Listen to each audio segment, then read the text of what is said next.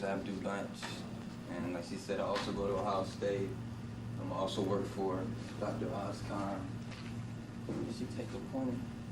Oh. Okay. I also work for Dr. Ozcon. Title of my talk is hydrodeoxygenation of benzofuran over nickel molybdenum catalyst supported on gamma alumina and comparisons with indole hydrodenitrogenation.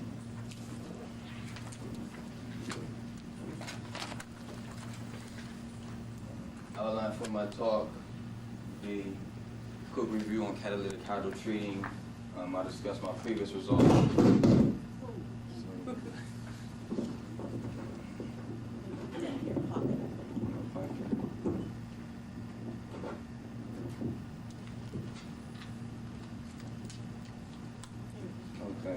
I'll discuss my previous results from indole HDN, my objectives and experimental scheme for this study.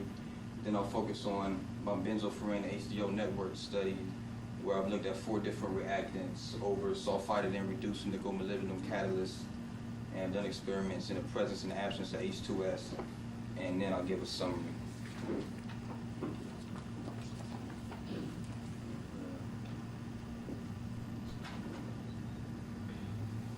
3 primary types of catalytic hydrotreating reactions are HDN, HDS, and HDO. The 2 that have received the most attention, of course, are HDN and HDS because of the environmental hazards associated with organonitrogen and organosulfur compounds, and also because these compounds are the primary impurities in the traditional feedstocks in terms of weight percent. But there also are important reasons for studying HDO. One of the reasons is that organo-oxygen compounds, they're the primary impurity in synthetic feedstocks, and it's very likely that the traditional sulfided catalysts may not be as effective at performing HDO as it is for HDN and HDS.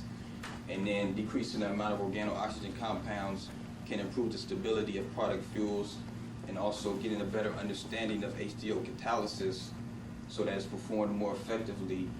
It can help minimize the amount of hydrogen that's required for catalytic hydrotreating.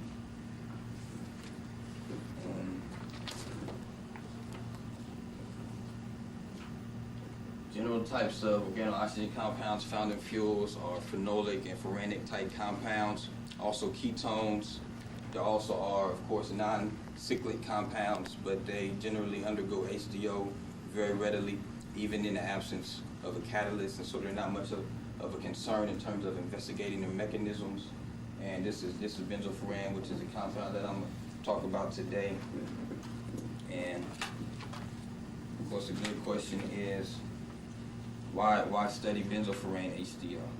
One reason is that it has a structure similar to the structures of a lot of organo-oxygen compounds found in fuels, and also the furanic compounds, they generally are among the most stable of the organo-oxygen compounds, and so they don't undergo HDO that readily.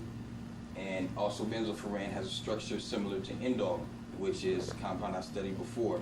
And so by studying benzofuran HDO and comparing it with indole HDN, I may be able to make some general comparisons between HDO and HDN.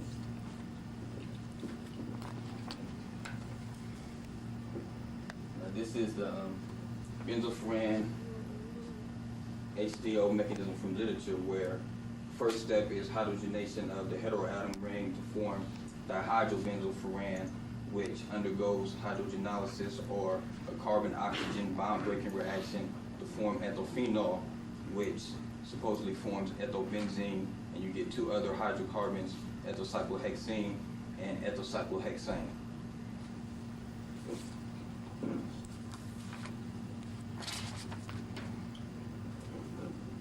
This is the indole HDN network that I studied before, and you can see the similarities between indole and benzofuran in terms of the structure. See, the first step in the network is the same. A major difference is that for indole HDN over sulfided catalysts, 2 routes are observed that lead to the formation of hydrocarbons, whereas for benzofuran, only 1 route had previously been observed over sulfided catalysts.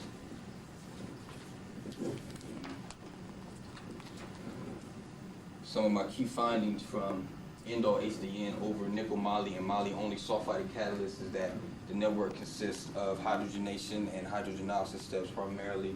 Like I just said, there's two routes leading to the formation of hydrocarbons. Nickel moly catalyst has a much greater activity than the moly only catalyst.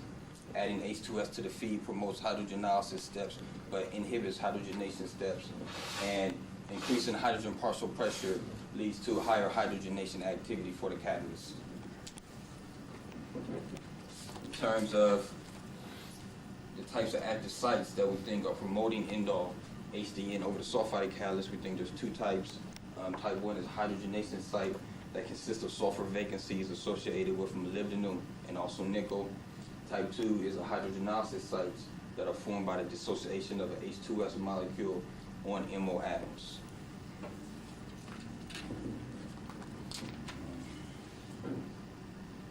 My objectives for this study were to examine the benzofuran HDO network over nickel molybdenum catalyst, and I want to examine the effects of several parameters on the HDO activity of the catalyst, hydrogenation activity, and also on the product distribution obtained. And I want to try to relate these effects to the active site model for the catalyst, and also to differences in the reactivities of intermediate species in the network. And parameters that I looked at were temperature, pressure, feed H2S concentration, pretreatment, sulfidation versus reduction, and also catalyst composition. And as I said earlier, I want to compare benzofuran HDO with indole HDN.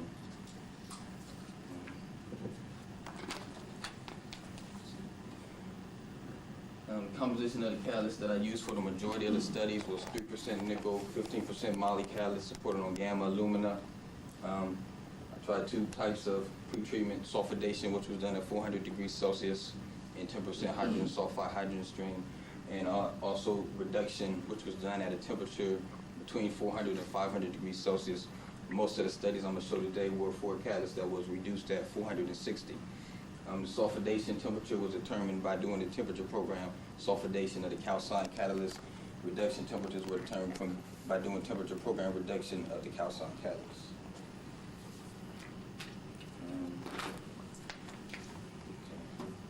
I used vapor phase fixed bed reactor, temperatures ranging from 120 to 360 degrees Celsius, pressure between 300 to 800 psig, and I used 4 different reactants.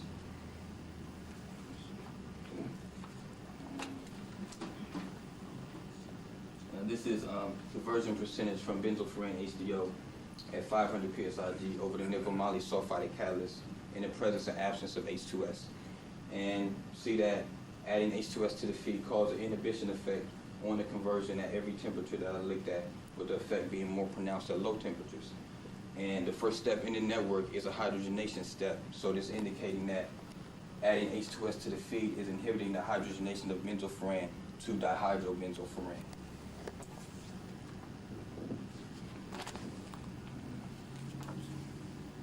This is a product selectivity at just 200 degrees Celsius. At this temperature, only these two products were obtained, no hydrocarbons were obtained. And so dihydrobenzofuran is the hydrogenation product, and ethylphenol is the hydrogenolysis product. Dihydrobenzofuran selectivity was always greater in the absence of H2S, whereas ethylphenol's selectivity was always greater in the presence of H2S in the feed. And when I did experiments with dihydrobenzofuran being the feed compound, instead of benzofuran, its conversion always increased as H2S concentration increased, indicating that H2S is promoting the hydrogenolysis of dihydrobenzofuran to ethylphenol. So the results so far indicate that adding H2S to the feed inhibits the hydrogenation of benzofuran to dihydrobenzofuran, but it promotes the hydrogenolysis of dihydrobenzofuran to ethylphenol. So based on those facts and based on the literature mechanism, you would expect that adding H2S would increase the conversion of ethylphenol, because this step is also a hydrogenolysis step. But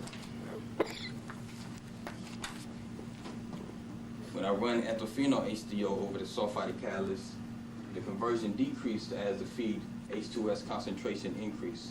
So it got the opposite result. But when you examine the ways that the hydrogenolysis or the carbon-oxygen bond breaking occurs, this result starts to make sense. And the carbon-oxygen bond cleavage occurs either by nucleophilic substitution, SN2, or by beta hydrogen elimination, E2. But with ethylphenol, you look at its structure, it's likely that it undergo nucleophilic substitution at a very, very slow rate, if at all, because the aromatic ring will prevent backside attack by a nucleophile discarded. And it's also likely that it will undergo beta hydrogen elimination at a very, very slow rate also, because this carbon is unsaturated. And from HDN studies, it's been observed that beta hydrogen elimination that results in the breaking of carbon-nitrogen bonds only has been observed to occur at saturated carbons. So it's likely that this carbon-oxygen bond will not break before this ring is at least partially hydrogenated. And that would explain why when I add H2S to the feed, the conversion of ethylphenol decreases. So, for example, if we were to fully hydrogenate it and form ethyl-cyclohexanol, this species could readily undergo hydrogenolysis either by elimination, beta hydrogen elimination to get ethyl-cyclohexene, which could be hydrogenated to ethyl-cyclohexane, or by substitution to get ethyl-cyclohexane. But when I run ethylphenol HDO, I don't see the species in the product stream. I don't see any other oxygen-containing species. So, to account for that, we modified the network by adding this species where the ring is just partially hydrogenated, but this species is dihydroethylphenol. And we didn't observe this species, which is why it's in brackets, but it's consistent with the effect of H2S on this species, on the conversion of this species, and also on the ways that the carbon-oxygen bond breaking occurs. Then this species can readily undergo beta hydrogen elimination to give ethylbenzene. So the main difference between benzofuran HDO on the sulfide catalyst and indole HDN on the sulfide catalyst was that with indole, you remember I put the network up earlier, there were two routes. Benzofuran, we only observed one route.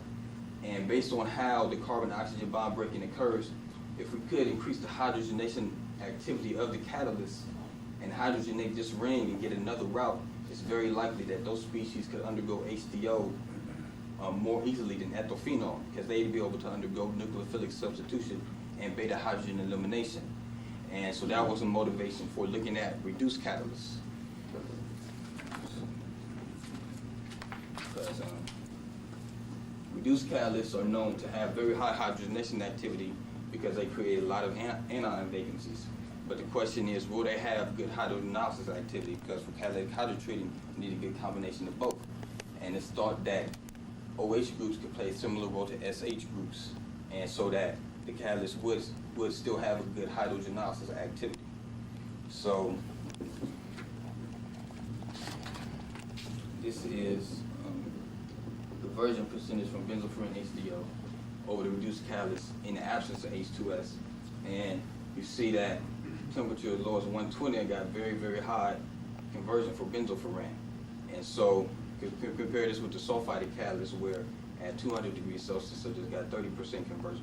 So the catalyst does have very good hydrogenation activity, but the more important question is, how far is it getting into the mechanism? Or is any real HDO being performed or any hydrocarbons being produced? And this is the HDO percentage. And you see that even at 120, some hydrocarbons are being formed at temperature as low as 120. And by 160, the HDO percentage is about 16, 17%. And you compare that with the sulfide catalyst, where at 200, no hydrocarbons were being produced. And even at 240, the HDO percentage is lower than what it was on the reduced at 160. But it's important to remember that this is in the absence of H2S in the feed. And so the major differences between the sulfide and the reduced catalyst for benzofuran HDO in the absence of H2S is that the sulfide catalyst really didn't have any activity below 200. Reduced catalyst had very high hydrogenation activity. It also had very significant HDO activity. And also additional products were obtained: octahydrobenzofuran, ethyl-cyclohexanol, and hexahydrobenzofuran. And so, and these species they are formed by the hydrogenation of dihydrobenzofuran. And over the reduced catalyst in the absence of H2S, the hydrogenation function is so great that we go exclusively this way. We don't form any ethylphenol. And so it seems that these species, specifically ethyl-cyclohexanol, can undergo HDO much more readily than ethylphenol. But the key question is, what's the effect of H2S? Over the sulfide catalyst, it decreased the hydrogenation activity by taking up vacancies, and so you probably expect it's going to have the same type of effect on the reduced catalyst, and it could be even more severe. So,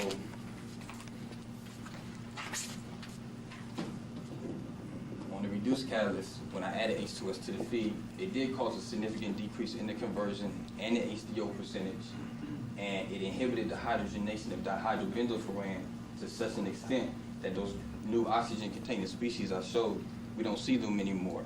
We just see the ethylphenol. And this is maybe hard to see, but this is XPS spectra of the MO3D and S2S region for the catalyst that was reduced, one that was reduced and sulfided one, and then one that was sulfided then reduced.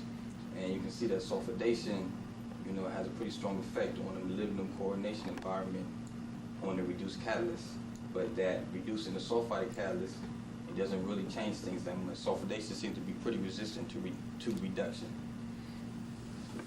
And this is deconvoluted results for just the molybdenum reduced catalyst before H2S. And it was basically a combination of +6, +5, and +4. But for the one that was sulfided, you get the formation of a sulfur peak here. But an important point is that this sulfidation was done at 400 degrees Celsius, whereas when I've run experiments and we see an effect of H2S, temperature is significantly lower. So I'm not certain that the catalyst is actually being sulfided. It may just be that H2S is taking up vacancies associated with molybdenum. So a key question is, how can the effect of H2S on the reduced catalyst be inhibited? Several ways. One way is increased catalyst hydrogenation activity, higher pressure, higher reduction temperature, increased nickel content of the catalyst, and then also try to operate under conditions where H2S is not absorbed onto MO-associated vacancies, so it can prevent this from occurring. And one possible way to do that is maybe a very low reaction temperature. And this is conversion in HDO percentages from dihydrobenzofuran HDO at 600 pSig is higher pressure, and it has some H2S in the feed. And it's HDO times 10 so that I can put it all on the same graph.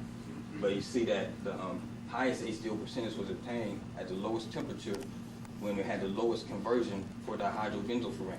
Reason for that is at 160, the reduced catalyst seemed to be fairly stabilized against the effects of H2S. And we're able to hydrogenate dihydrobenzofuran, and we get those species in the secondary route. But by the time we're at 240, everything's going through ethylphenol. And so even though the conversion was very high, the HDO percentage was very low because ethylphenol doesn't undergo HDO that readily. So it seems that there are ways to get around the effect of H2S on the reduced catalyst to maybe stabilize it against that. And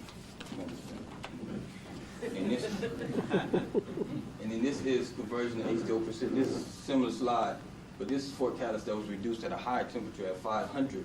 And these are results for reaction temperature of 160 compared with a sulfide catalyst done at 240. And at 160, you see that conversion percentage was about the same, but the HDO percentage was significantly higher for the reduced catalyst. And so this is showing again that if the way to stabilize it against the effect of H2S is to have to use a low reaction temperature, you can still get very good results even better than sulfide catalysts being operated at significantly higher pressure, higher temperature. So, in summary, over sulfide catalysts, the effect of H2S on benzofuran HDO was very similar to the effect on endo-HDN. It inhibited hydrogenation but promoted hydrogenolysis. Over the sulfide catalyst, only one route was observed, leading to the formation of hydrocarbons, and everything went through ethylphenol. And so the HDO percentage wasn't that good. The HDO activity wasn't that good because ethylphenol doesn't undergo HDO that readily because the nucleophile substitution and beta hydrogen elimination don't seem to occur for that species. Over the reduced catalyst, in the absence of H2S, where you can really increase the hydrogenation activity, we get the formation of some additional oxygen-containing species where where we no longer have the benzene ring is saturated, and we get a much higher HDO activity than over the sulfide catalyst. When you add H2S inhibits the hydrogenation activity of the reduced catalyst, and the performance becomes similar to a sulfide catalyst. But there are ways to maybe stabilize the reduced catalyst to prevent this effect, either by increasing pressure, reducing temperature, or decreasing reaction temperature. And it seems that a strong hydrogenation activity is more crucial for benzofuran HDO than for indole HDN. Okay, and then,